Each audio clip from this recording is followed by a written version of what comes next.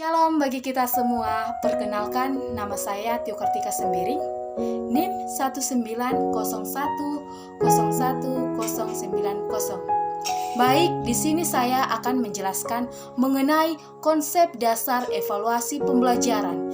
Jadi, istilah evaluasi pembelajaran sering disamaartikan dengan ujian.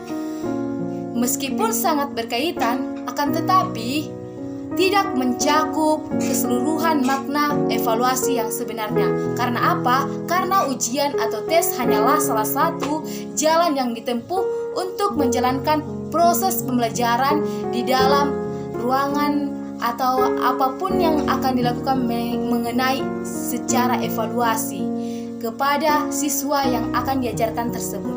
Jadi, yang menjadi dasar dan sistem evaluasi yaitu berbentuk satu, tes. Tes itu artinya merupakan pembelajaran tugas yang harus dikerjakan. Dua, itu pengukuran. Pengukuran itu dapat diartikan seperti proses penentuan kuantitas berdasarkan pada skor yang diperoleh siswa dalam proses pembelajaran tersebut. Yang ketiga, itu penilaian. Penilaian artinya adalah proses kegiatan yang berkesinambungan tentang proses dan hasil belajar pada siswa dalam mengambil keputusan dalam proses belajar mengajar di dalam ruangan tersebut. Yang keempat, evaluasi.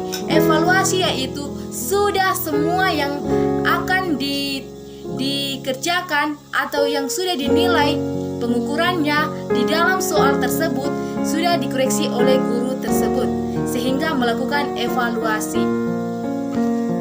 Tujuan dan fungsi evaluasi pembelajaran. Tujuan evaluasi sangat bergantung pada jenis evaluasi yang digunakan jika kita ingin melakukan kegiatan penilaian. Terlepas dari jenis evaluasi, apa yang digunakan seperti itu. Jadi, terlebih dahulunya kita sebagai seorang guru harus mengetahui tujuan dan fungsi evaluasi dalam proses pembelajaran.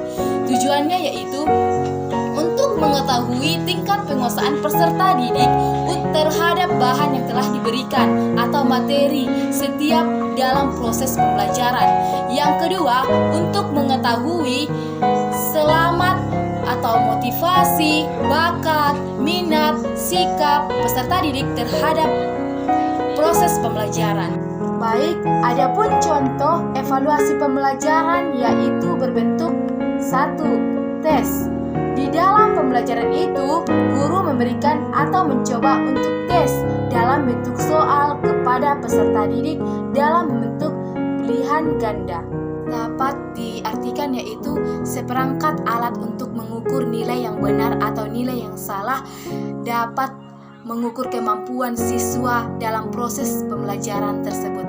Contohnya, kita sebagai guru membuat soal 10. Jadi ada siswa yang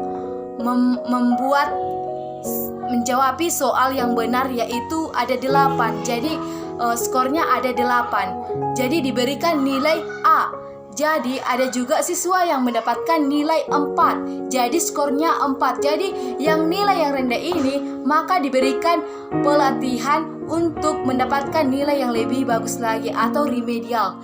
Nah, jadi pengukuran, penilaian, evaluasi, tes itu diperlukan di dalam untuk mengajari dalam proses belajar pada peserta didik.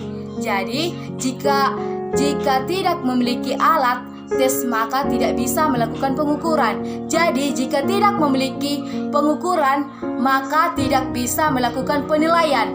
Jika tidak memiliki penilaian, maka tidak bisa melakukan evaluasi di dalam proses belajar. Jadi, inilah hasil penjelasan saya. Semoga bermanfaat bagi kita semua. Saya mengucapkan terima kasih. Shalom.